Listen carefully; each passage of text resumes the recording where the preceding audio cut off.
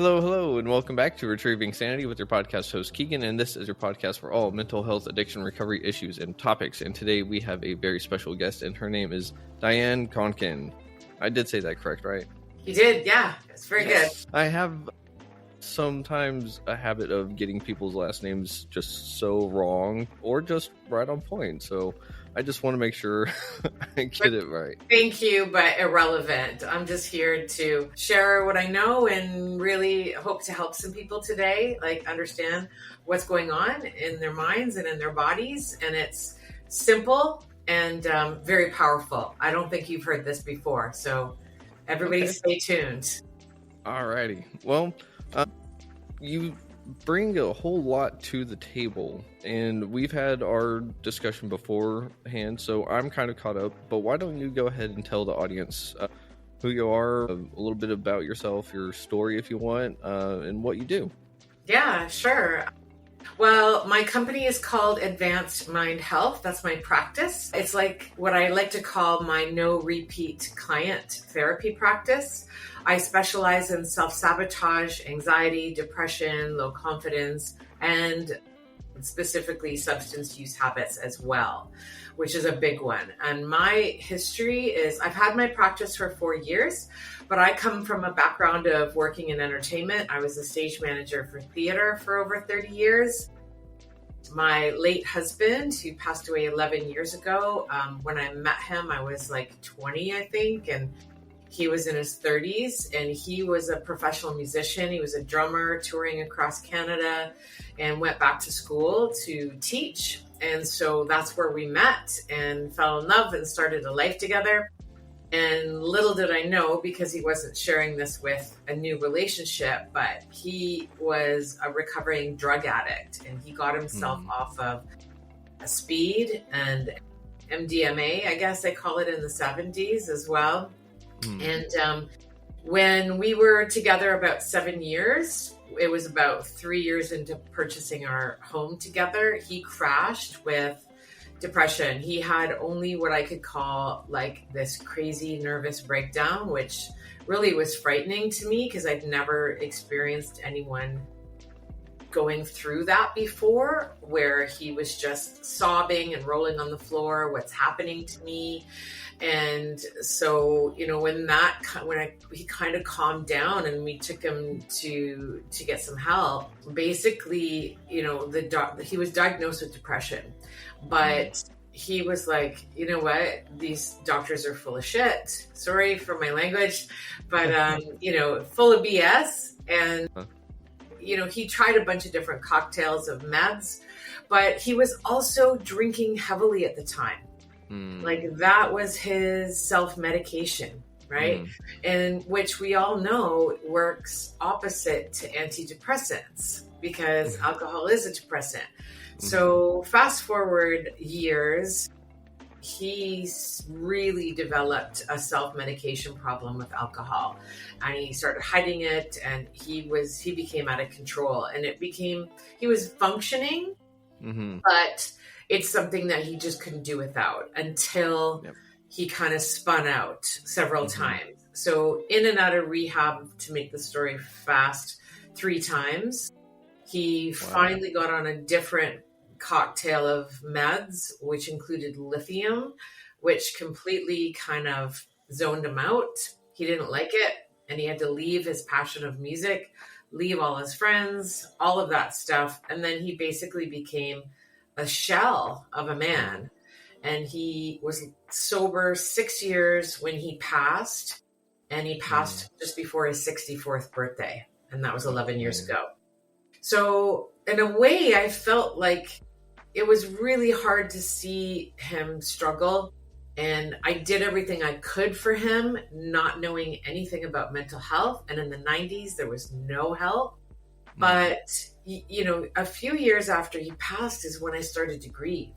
And I started to look for therapy for myself. And I started to drink a lot more because, it was just, I never could with him around. And it's like, this is acceptable. This is the way I'm going to numb myself and deal with it, And it got to the point where I was like, this is not healthy and I need to do something about it. or else. But at the same time, I found this method that I practice now, Keegan. It's called Rapid Transformational Therapy. And it literally changed my life. I started learning it and training in it. And through training, it took me about a year to train and certify. Wow. Yeah. And then plus all my practice sessions and that kind of thing, my practical. But through that, I learned so much about how the mind works, how emotions work, how neuroscience, the new research in neuroscience is kind of shaping the future of therapy. Why on my website I say therapy redefined, because it's completely different now that we know how the mind works and how simple it is, and it's not complicated like doctors once think. Even what we hear, the term we used to hear a lot, chemical imbalance. There's no such thing. I mean, we create that through our thoughts, our words, how we care for ourselves, we create those chemicals in ourselves. So, I mean, yes, this is a holistic approach, but I'm a very concrete kind of person, right? I was just saying before you started recording that, I'm not your therapist that's going to say, go do more journaling, go do more yoga or work out more. I'm not that kind of therapist, because there is a root cause of all of our emotional struggles, and especially with addiction, right? Like, we're not born addicts. This is something we develop, like a tumor. It's not who we are. It's something that has grown inside of us, that root cause. And when we get to the bottom of it and start dissolving it and breaking it down and reverse engineering it, even in just 1-2 hour session.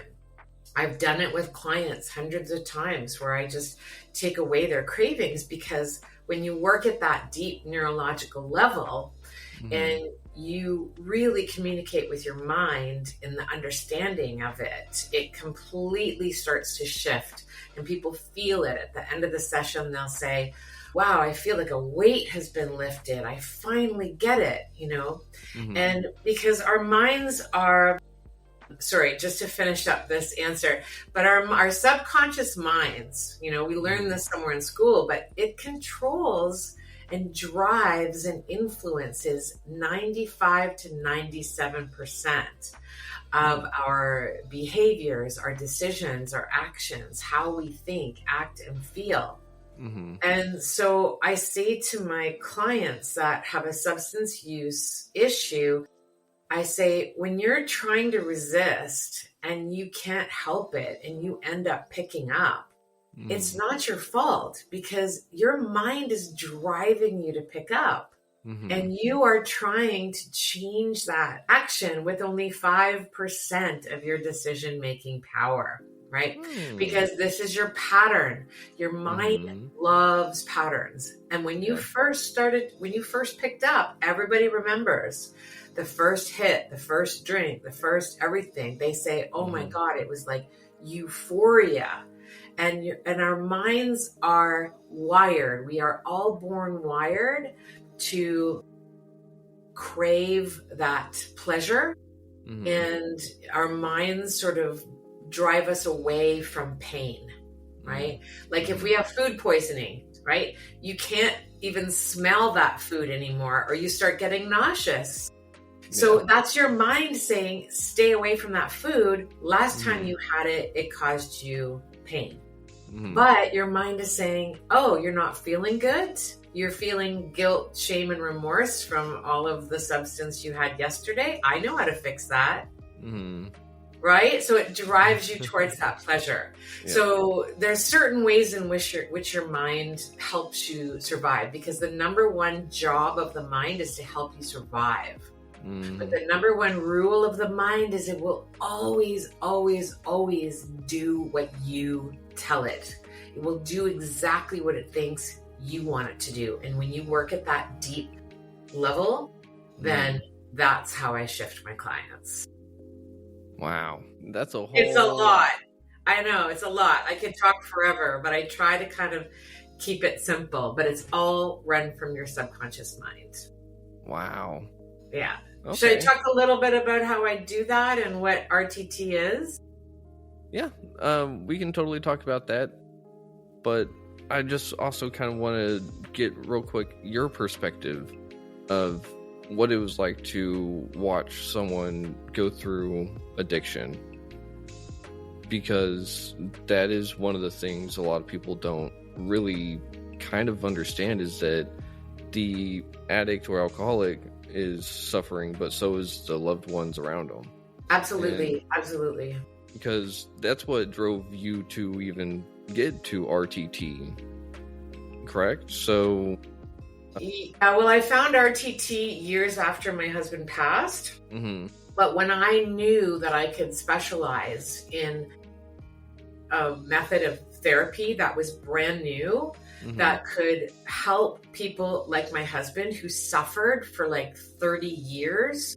Like Mm-hmm. he was 63 when he passed. He was only sober 6 years, Mm-hmm. but he became an alcoholic or drug addict like as a teenager in high school when he first started playing bands, right? Mm-hmm. Doing it socially. Yeah. But you know, he talked about the shame he was meant to feel as a child, how his mom had depression, how his dad was an alcoholic and a gambling addict, right? Mm-hmm. So people think that it's genetic, but it's not genetic. We live what we learn. Mm-hmm. It's generational more so. And you have, there's a way to reverse that. I promise you, I do it all the time with my clients. So see, that's just really awesome that you're out here doing this, because as someone that has suffered from alcoholism and addiction myself, there's tons of things that I wish that had existed years ago, or maybe even things that I would have even maybe tried. But that was the thing, is that I was totally not willing and ready years ago. And that's the thing, is that people have to be ready to be able to try different things to better themselves. yeah, well, they have to be at the stage of readiness of I want to quit. Yes. But this is not hard work.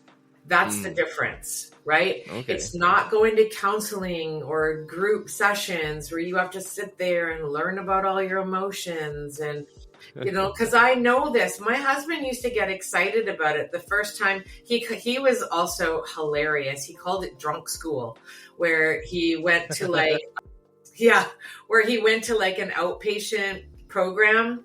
So he was like in school from 8 a.m. to 4 p.m., like in this addiction recovery center. And then he'd come home and he'd bring his little notebook and he'd talk to me. He'd be so excited. He's like, look, we're learning how to identify our emotions, which he'd never done before. But then, of course, that all goes out the window when he gets triggered, or when he's like that self-loathing comes into play. And then he always said, I don't like myself. And I just never understood that. And at the time, I didn't either. But this is why I became so codependent. That was my illness, right? But like, I found RTT years after he passed. But what I really did to help myself was go to Al-Anon.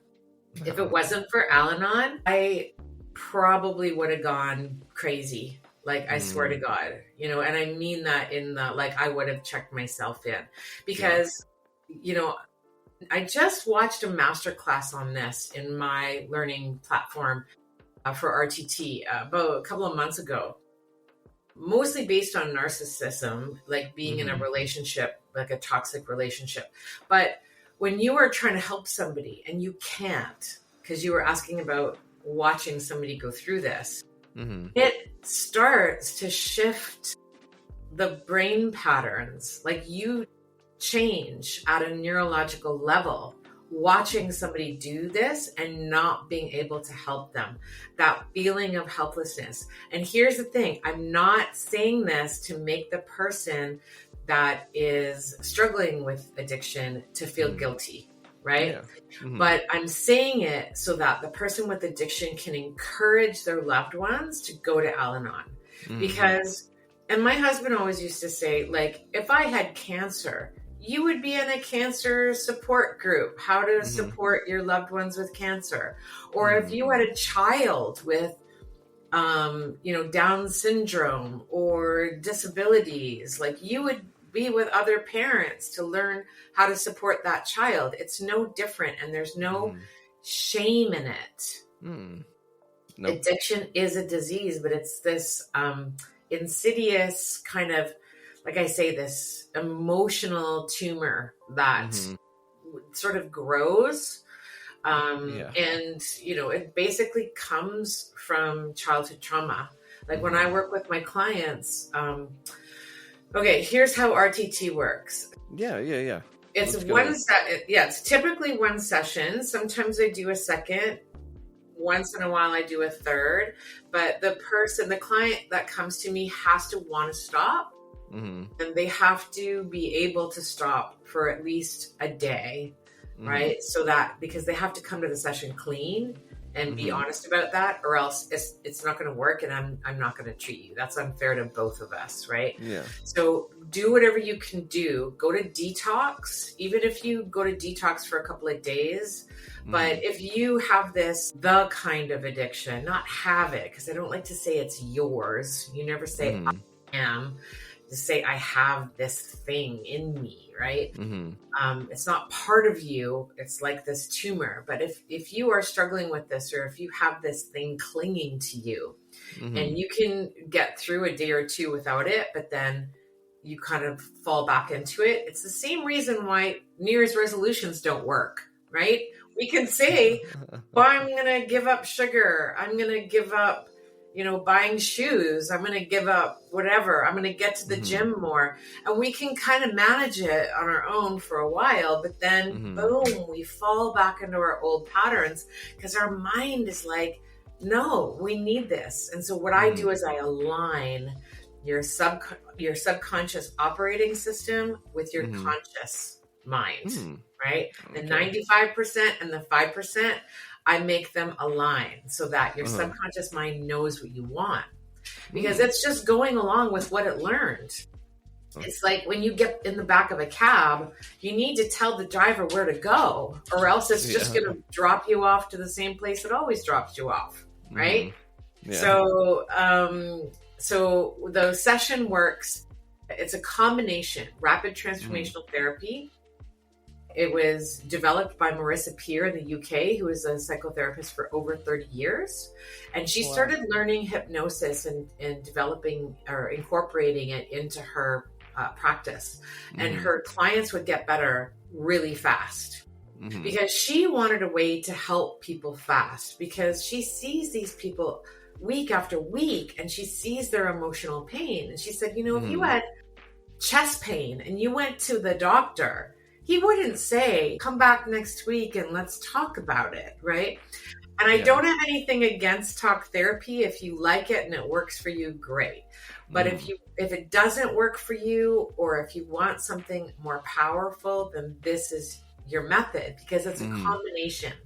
So people get kind of freaked out about the word hypnosis, but basically it's just being in a relaxed state. Okay. Like, if you were to answer questions with your eyes open, looking at a person, or if you were to close your eyes and just take a deep breath and relax your body, those answers would come to you much easier, and they would come to you more honestly and openly.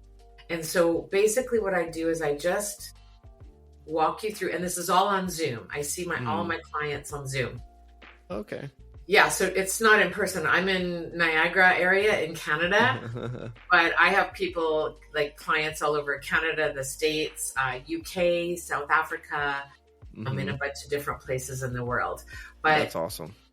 Yeah, so when you relax your body, Stanford University did a study on this in 2016, where as soon as you start to relax your body, which is your nervous system, that your subconscious mind is controlling, right? When your mind doesn't have to worry about like driving or walking or crossing the street or making lunch or whatever, it can just focus like internally. It looks for direction, and it opens up, and it becomes much more receptive and accessible. So it's like a guided meditation right? Okay. For a couple of minutes just to get your body relaxed. And then I just take you through a simple series of questions.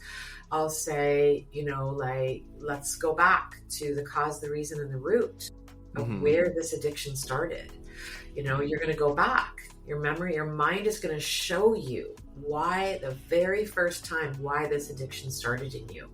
And inevitably, all of my clients will go back to a time when they were like under 10 years old. And you're not drinking when you're 5 years old or 6 years old.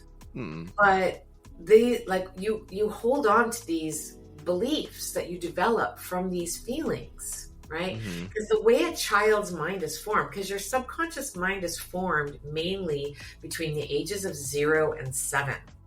And it becomes our operating system. And I heard somebody, a really amazing research scientist, what's his name? The Biology of Belief, he wrote. Sorry, it slips me right now, but that was his book, The Biology of Belief.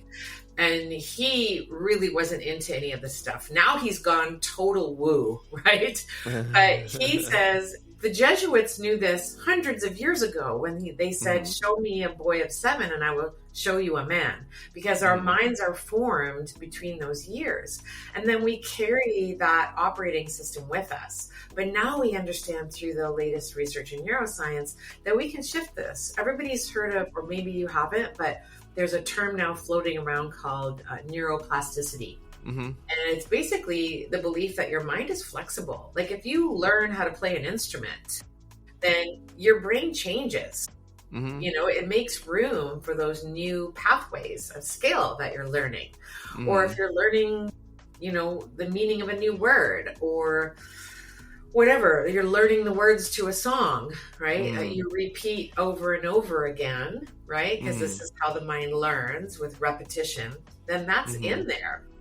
And so what I do during an RTT session is I really start to find those feelings, find the beliefs that were caused from these feelings, and then we start to question them, because you will only hold on to a belief as long as you don't question it, right? But when you start questioning it, it's like I say to my clients, you used to believe in Santa Claus, but as you grow older and you go, wait a minute, there's no big red fat guy in a suit delivering presents all over the world, right? I don't have to believe that belief anymore because I'm not a kid anymore. And so I take them through this session. I guide them. I lead them. It's like my clients are just, they say it feels so good during the session. And I'll say, does this make sense? Is this working? And they'll be like, wow, that I've never thought of it that way.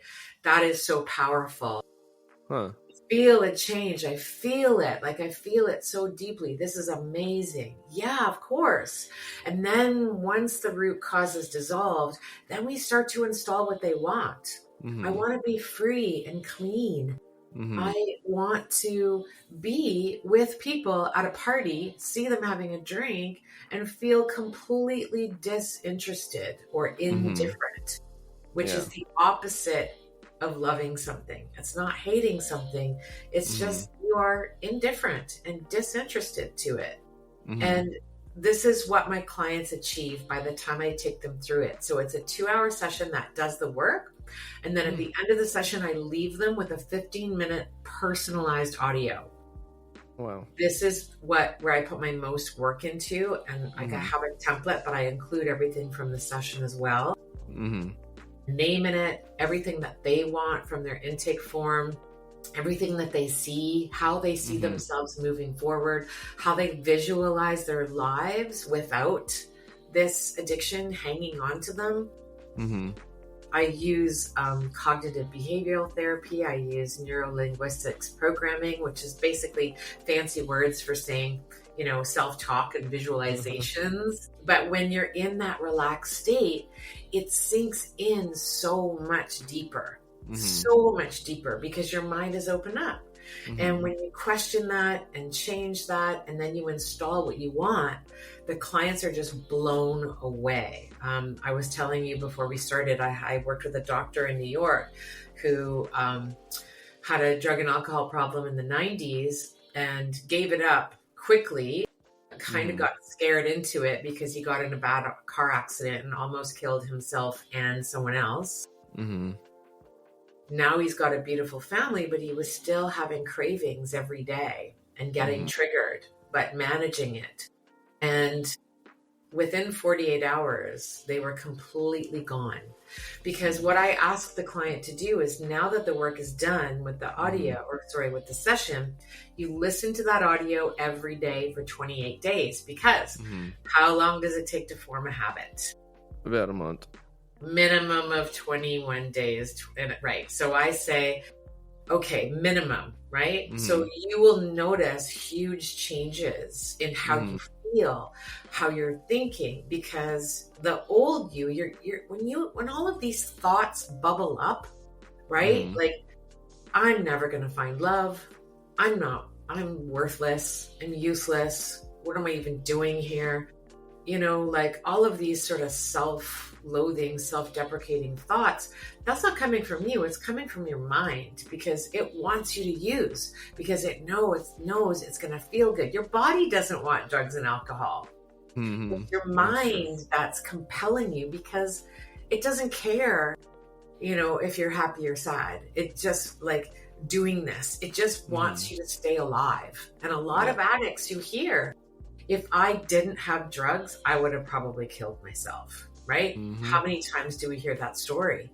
A lot. And so that's your mind's way of like helping you survive. But when you reverse that and say, yeah, the drugs used to be pleasure, or the alcohol used to be pleasure, but now it's pain. And what will give me pleasure is if I can remain clean and free and wake up in the morning and feel good about myself, feel good about my life, feel good about moving through my day without even thinking about alcohol, without even thinking about picking up, because I have this to look forward to. I want to start a business. I want to learn how to play an instrument. I want to do this. I want to write more. I want to get back to work at something, right? Like that's what I want to do. And when you tell your mind that in this relaxed state, with the repetition of the audio, it gets it. It's like learning the words to a song, right?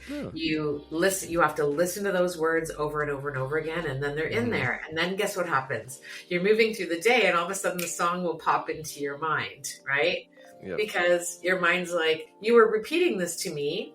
Now I'm repeating it back to you because this is what you want. It's like your assistant. But it's what it learned was from so long ago. So now we need to upgrade it, update it. The same way as you upgrade your software in your computer, I help you upgrade the software in your mind. Oh, wow. But we don't come up with a little fancy update button that says, hey, this is outside of normal business hours. Do you want to update your computer now? No, there's no clicking of buttons, but that's what you use. Like if you want to get in shape, you hire a personal trainer, right? I'm your personal mental trainer. So you come to me. People say it's like a spa. Like I say, when you go for a massage, you just relax and somebody works on your muscles and you come out feeling really good. With me, you come to me, you relax, and I help you work on your thoughts, work out all those knots in your thoughts that are just like, I don't want to think that anymore. Like, let's get rid of that and work on that. And then you come out of it going, whoa, like they feel so much lighter in their heart, because what controls the energy in their body is from their mind, right? Like emotions are just chemicals that your mind drops down into your body, right? Yeah. Like the same as if we close our eyes and we think about biting into a lemon, our mouth will water because we told our mind we were biting a lemon. And so our mouth waters. And that's how powerful these words and images are. Like our mind will react to them. Wow. Okay. Give me just a second. Okay. So whenever we're sitting there and we're trying to say upgrade everything, we have to get that old stuff out. right? Because, or can we sit there and do it with it still there? Does that make sense? Yeah, I understand perfectly what you're saying. And here's the thing. A lot of clients are a bit afraid because they think they have to revisit old trauma. Not the case, right? Yeah. And then a lot of times our mind won't show us that because our mind knows it's painful. I worked with a client who endured horrific child abuse. Like her parents should have been sent to jail for years. Hers was the only intake form out of over 300 that I actually teared up reading her intake form. Like, it was that bad. Man. And she came to me, and despite all this, she left home when she was 18, got married, went right to a toxic relationship, as a lot of women do, right? Because you attract what you think you are worth. And then got out of that and is now with a really great partner. But she still has this submissiveness to her, even though she worked her way up in the corporate world to be like this amazing executive. And she loves her job and she does it really well. She works in logistics, but she was having a horrible time, and so she came to me, and in her session, not one instance of the abuse came up. And because her mind was protecting her from that. And that's okay. That's okay. But what we do is not go to the actual event, but what's more important is the feeling that they feel in that moment. Because here's the equation, right? Our thoughts create our feelings. And if they stay there long enough, they create beliefs, right? And our feelings and our beliefs will create our actions.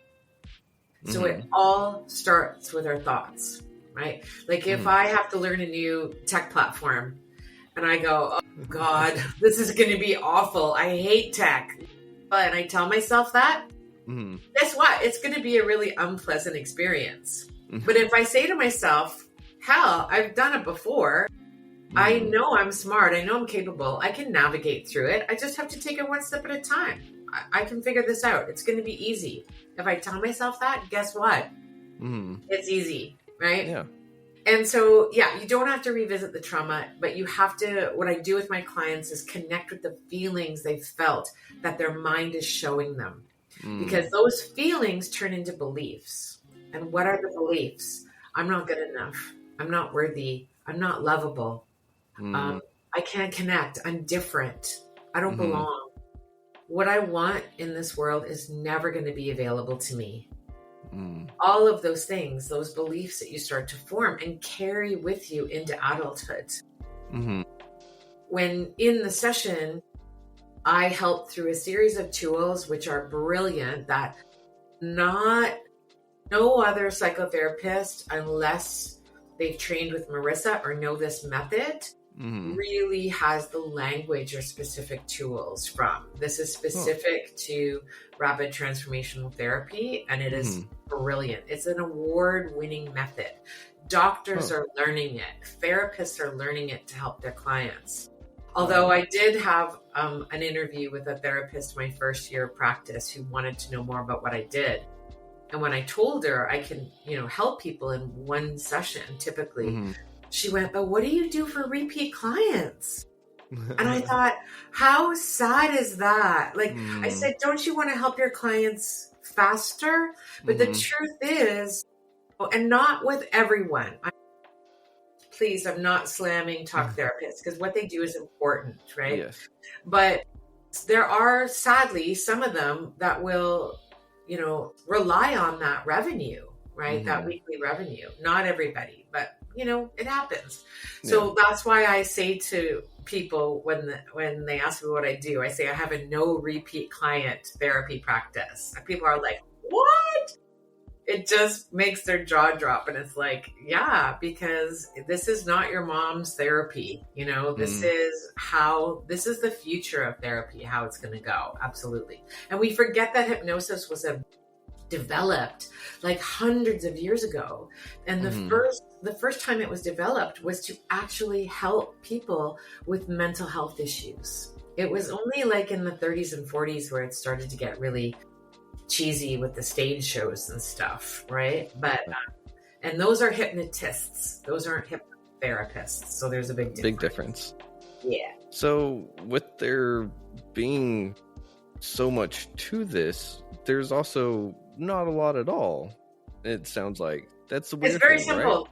It's very simple. Yeah. And like I was saying earlier, like if people have questions, you know, you're welcome to call me. Just go to my company is advancedmindhealth.ca. Just book a call with me on my calendar. You get free 30 minutes. Anybody, as you can tell, I love sharing this information. I love telling people it's not their fault, especially people that are struggling with addiction. If you pick up and you wake up the next morning and you feel that awful guilt, shame, remorse, I know. I've witnessed my husband do it a million times. I did it myself when I was drinking to get over my grief, right? I mean, I don't believe I got to the addiction stage, but I definitely started having cravings and it definitely was becoming a habit. And when I knew, and if I didn't witness my husband struggling for so many years, like over 25 years, then it could have gone that way. But I knew I had that experience and I was like, I don't want to be like that. And because I had RTT, I knew how to help myself, right? I knew how to put myself in hypnosis and do the self-talk, do the visualizations. And when I did that, I completely didn't even think about it for days, you know, because I told my mind what I wanted. And our mind's job is to do what we tell it. Yeah. And I love how you actually have went back and you talk about how the addiction kind of works, because like it said in some rooms that I've been in, drugs and alcohol were the solution at first. Absolutely. Until they became the problem. And a lot of people don't know, like in my example, it was drugs and alcohol were the solution. Then they became the problem, but I already know how to take care of problems. I just didn't have enough of that substance. And so it was like just this repeated cycle until it got to, again, like where you said, where it was, if I didn't have it, I would have finished it, you know? And so then I decided I'm going to just kind of enjoy the long run, because I was like, if I quit now, the going cold turkey could kill me. And so I decided to just kind of grin and bear it. But had I known that something like this was around, this would have been a total game changer, because one of the things that kept me from getting help was I didn't want like weekly bills that I couldn't afford. Yeah. I didn't want to deal with going to A rooms all the time, blah, blah, blah. And that was before I found recovery. So that one's kind of silly, but it still kind of goes back to like, it's something that normal recovery seems to be out of grasp for some people, because it does require time and maintenance and everything like that. And you have something that can help someone in 1 to 2 sessions tops. And whenever you first came across RTT, how did it make you feel as someone that was going through what you were going through? And you already kind of said that you wanted to use this to help other people, but what was your first, because were you skeptical? Because I would have been skeptical going through it my first time. Yeah, I mean, I actually can't remember. I think it was even after I started learning RTT that my habit started to get stronger because of COVID. Like I started learning, I trained in the year 2020. And so towards the end of my training and my exam and my practice, my first year of practice and stuff, that's when because it was COVID, I was home all the time and I was doing like everybody else was, right? Just drinking more because you're anxious about the world and you can't go out and it's boredom and all of that stuff, right? So I kind of did it at the same time. But when I first found RTT, and I did my research for 3 months because I'm a very concrete kind of person. I am spiritual, but when it comes to investing and doing these kinds of things, I'm not going to jump on the bandwagon of the woo, right? I need there to be proof. And that's what's so amazing about this is it's rooted in science. It's rooted in this is what happens. This is how your brain works. And when I started learning about it, it's like, oh my God, it makes perfect sense. Like we are all born wired to crave connection and fear rejection, right? That's one of the reasons, or that's one of the ways that our minds help us survive. Is because our minds still think we are living in the Stone Age where we need tribes to survive. So that's why as kids, we all have to do the same thing. If somebody has this brand of jeans, I need that brand of jeans, right? Or if somebody has this, I need that. Or if somebody has, Air Jordans, I need them because that's going to make me feel accepted. And that's the prehistoric part of their brain that's saying you need a tribe to survive. You need to be accepted. And if you're rejected, that's the worst thing because that's a threat to your survival. But now, we know that's not true. You can not belong to anybody and sit in your apartment. It's not going to be fun, but you can sit in your apartment and order everything off of Amazon and you're not going to die. It's life's going to suck, but it's not the truth. And this is why, also the number one fear in the world is public speaking, right? You've heard that people would rather go to their own funeral than get up on stage and talk to a group of people. Like there's that famous thing, right? And it's because there's that fear of rejection. But if you get rejected, it's not going to kill you, but you're not going to get rejected. That's the thing. It's your fear of rejection. It's that social anxiety thing, right? Where your brain tells you, don't go to that event. Don't go to that party. Don't take that class because you're going to be all by yourself. Everybody's going to look at you like you're weird. You're not going to be able to handle it because you don't feel good enough. You don't feel like you deserve friendship, right? Like all of that nonsense. But you only feel that way and think that way because that's the pattern, like you said, that your mind has learned since childhood, right? Yeah.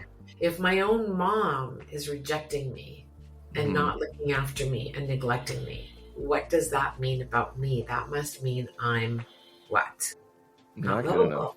Not lovable, not good enough, not worthy of love, right? And those things stick, but they're so deep in our programming, right? It's like a virus, like a bug. Yeah. I call it a mental sliver, right? It's so deep. It's all those things are kind of hidden to us. It drives our actions and behaviors and decisions and our thoughts, but we don't and sometimes we think that way. But that's the mental sliver that doesn't belong because we're not born like that. We are all born knowing we're amazing. That's why babies cry in the middle of the night if they're hungry. They don't care if your parents have been working all day or need their sleep. They're like, I deserve to have my needs met. I'm hungry now, right? But then when that neglect and the self-doubt starts to creep in, and it could be even as something as little as a sibling being favored over you. Because your child mind is it's how you look at things as a child, from a child's perspective, right? That's how your mind learns. And as an adult, you can go, wait a minute, there's no Santa. I'm not stupid. You know what I mean? Yeah. I'm not unlovable. I'm not unworthy. Wait a minute. That's what I learned as a kid, but I don't have to think that way anymore. And when you do this work at such a deep level, your mind gets it. It gets it. I had a client who had a fear of public speaking. She was a global communications expert. Wow. She taught people how to speak. And she felt like an imposter because she always had a fear of it herself. And she had anxiety for days leading up to it and days after when she had this. And in the middle of the session, she went, wow. She goes, I feel it. I feel it sinking in. My mind is getting it. I feel that. And within a week, within 5 days, she was up on stage speaking, calm as can be. Because we just told her mind, no, that whatever you experienced as a child is not who she is today. So it's just such cool stuff. Like I said, I'm a concrete person. I needed to know this worked. And the more I learned it, the more I researched it, the more my mind was blown, going, it's so simple. Like you said, it's not complicated. I talk a lot about it because I'm so passionate about it. But no, that's awesome. Yeah, the mind is not as complicated as we thought. So anyway. It just seems it's convoluted, maybe not. Well, everybody's different, but it's very simple. The mind is there to help us survive. And it does that by keeping us in the familiar and away from the unfamiliar. We call that our comfort zone, right? Our mind doesn't want us to do anything new because again, it thinks if we go to a different part of the jungle, there might be a saber-toothed tiger there. But it's like, there's no survival risks anymore, you know? I mean, unless you really shouldn't be where you don't belong. Yeah. Like we all have to be smart about our surroundings, but it's not as scary as our mind tells us.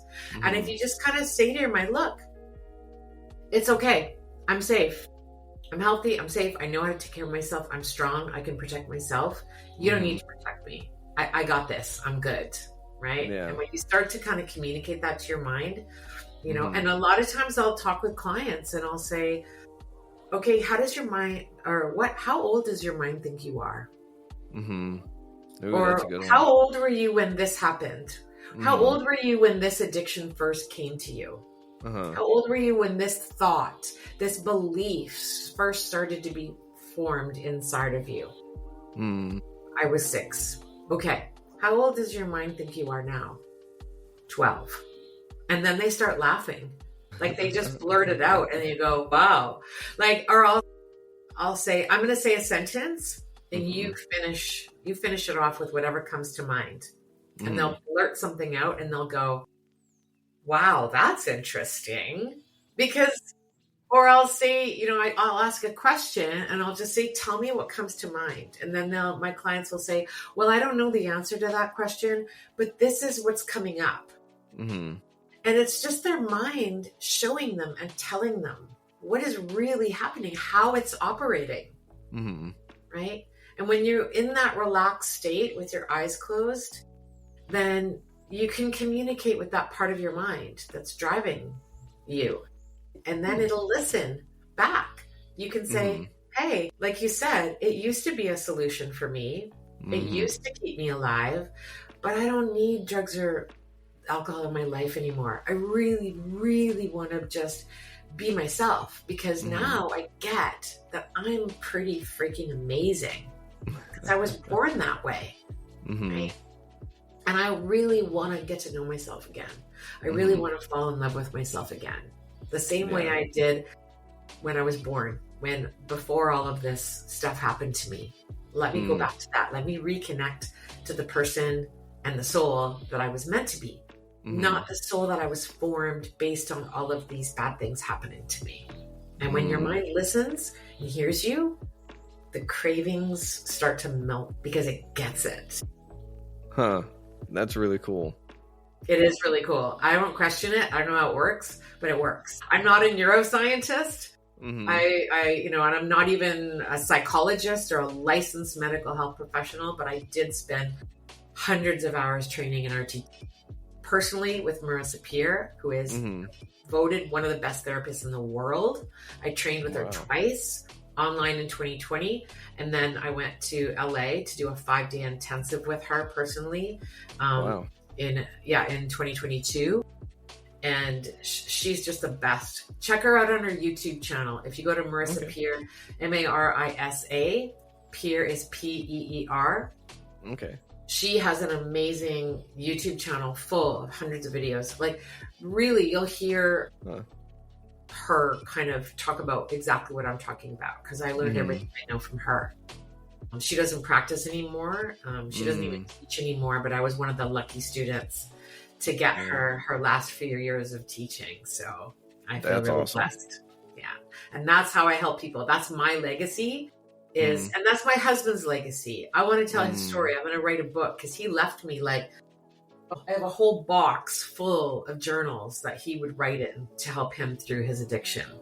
And I want to transcribe them and share with people what he was really experiencing, because he was so good at articulating his emotions. And then also talk about what I do and discuss what he was going through and how, I say, if I only knew then what I know now, I could have helped him. So, sorry, I'm gonna put on my do not disturb again. We must be right up an hour. Yeah, you're good. No worries. But that's really awesome. I love how you're trying to carry on his legacy as well. And so many people need to hear that side of addiction and recovery is what's going on in the throes of everything. Yeah. Yeah. If there's one takeaway that I want your listeners to learn from today is your emotional struggles have nothing to do with who you are. Nothing. It is not your fault. It is your 95% mind that is driving whatever however you think, act, and feel. And that 5% that goes, I really wish I didn't have these cravings. I really wish I could just live my life clean with confidence, like a normal person. You can. You absolutely can. And it's not hard work. It's just going for a thought massage. A thought massage. A mind masseuse. Yeah. That's awesome. All of this is fantastic. And I would love to have you on for another episode, because it sounds like there's a whole lot that we can talk about. Not just RTT, but anything that goes along with Al-Anon and recovery in general, because a lot of people don't know that Al-Anon even exists, and it's a huge blessing for so many people, because it not only helps the alcoholic at home, it also helps the alcoholic's family, the drug addict's family. So also, anyone listening, there are programs for people that are just associated with people that are suffering from alcoholism and addiction. And it's not a pity party. I thought, great, I'm going to go to this stupid church and I'm going to sit around with a bunch of old women and they're all going to be sad and crying about all the alcoholics in their life. And I'm like, oh, what am I into? And it helped me tremendously. I was so pissed off the first day I went at my husband. I was like, okay, I was at that anger stage where it's like, what the hell are you doing? Like, why, right? I still couldn't understand. And when I went there, there's people like me. There was people who were in crisis, and there was also what we call the long timers who have been in those rooms, same as AA, right? For years. And you just gain so much insight and wisdom, and you come out of that meeting feeling like yourself again, feeling empowered, feeling like, you still love this person. You have nothing against them, right? It's just, I used to say to my husband, it's like an emotional disease. If you are using, it's no different than having a cold and your nose is running. Like, you can't do anything about a runny nose. What do? You just keep blowing your nose, right?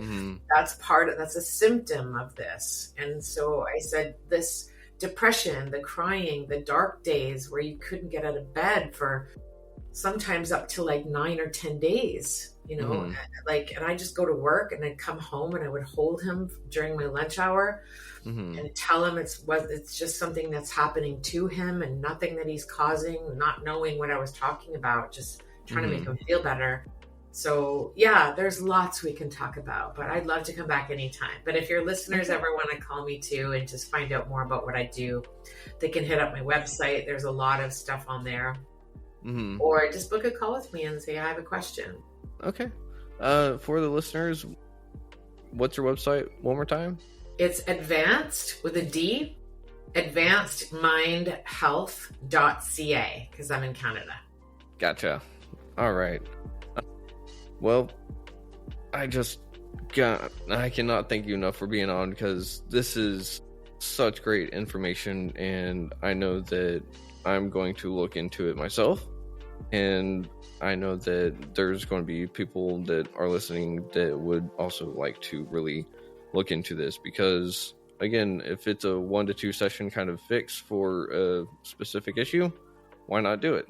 Yeah, it's a month program. Like I said, it's the session in 28 days. So, it'll save you the cost of rehab. That's for sure. Oh, yeah. That's why, I work with a lot of professionals who can't really afford to leave work for a month, but, just don't want to leave their families and their jobs for that long. But I'm a lot cheaper than rehab, let me tell you. That's awesome. So, well, it looks like we have actually gotten to the end of the episode. So I would just like to thank you again, Diane, for everything. And I look forward to having you on next time. And for all the listeners out there, thank you for listening, and check us out again next week. And thanks for listening on WDJY 99.1 FM. Sean. So that was Diane Konkin. What a great guest. I cannot wait to have her back on. I can't wait to try and utilize those techniques that she has, and maybe I'll be a little bit better off myself, But until then, why don't you check out Podcast for Prevention? You can check that out at startday1.org, and you can find my team, the Sanity Seekers. We're trying to raise money to help the men of Nehemiah go to some kind of field trip, or maybe go to the zoo, museum, who knows, maybe an arcade, maybe some mini golf. I don't know. Let's see what kind of money we can raise for those fellas. It's the same rehab that I went to, so I just want to kind of give back to those community members and just see what kind of fun we can do for them. But the podcast is also undergoing some revamping, so if you'll go to retrievingsanity.com, you can tell us what you think would make the podcast better. I want to hear all your critiques. I want to hear everything. I want you to say, yo, you should do this, or maybe you should approach this aspect a little bit different, So we're trying to change up the way that things get going. We're trying to get more recovery stories out there. We're trying to get more ordinary people and their struggles and their triumphs and how they've overcome those kind of things. So if you want to hear more things like that, then keep on listening here at WDJY 99.1. Thank you very much. And remember, I love y'all. Have a good one. Schlan.